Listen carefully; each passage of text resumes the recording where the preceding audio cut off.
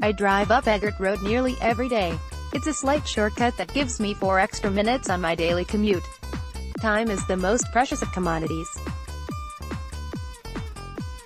I was slightly hungry and had lunch in my bag, but I required some dinner as well, so I decided to save some time by picking up a sandwich on my way back to work. I made that decision in the 4 seconds it took to spot the subway on the corner. I signaled left and pulled into my turning lane. I stopped for the red and then received the green arrow to turn.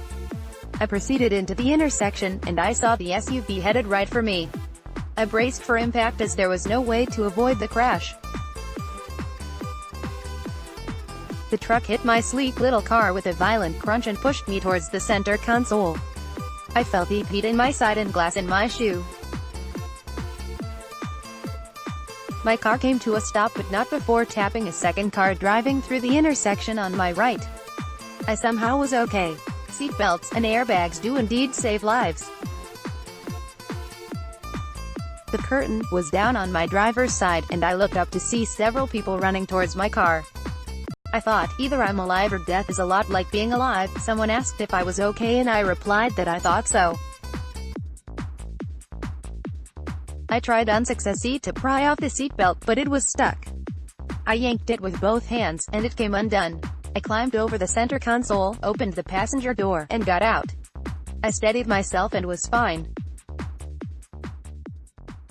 Someone said, "Turn the ignition off. There's a lot of fluid there." So I did. I heard someone say something like, "Wow, this guy is amazingly walking." My only thought was that I was somehow alive and walking, when I could have been severely injured or worse. The driver of the third car came over to check me out. He said, "I'm Vince. I was driving next to you. I saw everything." He ran the red. "You okay?" I nodded and we shook hands. "Brand new car," I said and shook my head. "Well, at least we're okay."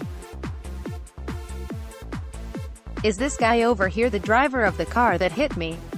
I asked, pointing towards a 60-ish man with a mustache. Indeed, he was. Blood trickled from his hands and I pulled out my phone to call the police, but they were already en route. I called my wife and sent shockwaves into her system, but told her I was fine.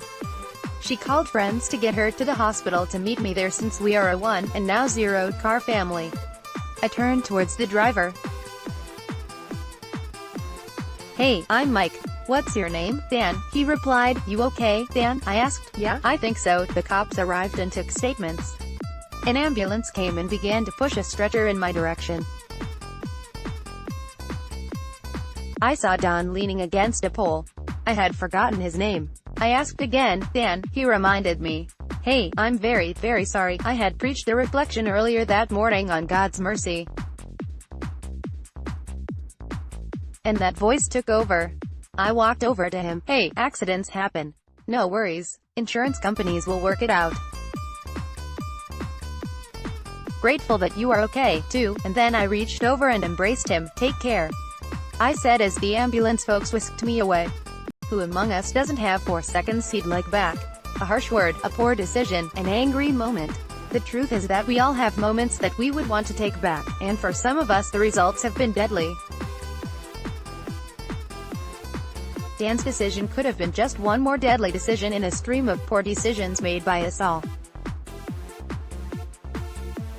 The communion of saints reminds us that we are also all sinners, in need of God's constant embrace.